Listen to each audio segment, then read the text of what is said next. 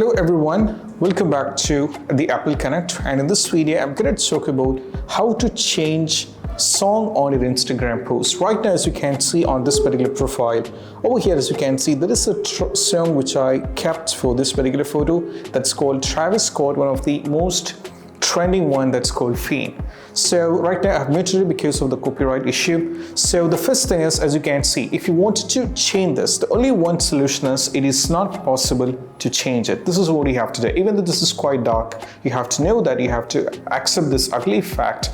There is no option from the official Instagram to change the song of an existing already published post. You cannot do that. So you might be finding a lot of videos on YouTube which is all are clickbait, and they might say in the end you have to do something which it's not going to work. So the one solution is all about, if you wanted to change this particular song on this particular image, the one solution is you have to go over here and you have to read this respective post over here and you have to re-upload the same photo with another song. That is the only one solution you have, and rest all the solutions which is given in the YouTube as a clickbait is not going to help, because Instagram has not yet officially rolled out any kind of update on this or how you can change the song of an existing post, and you cannot do that.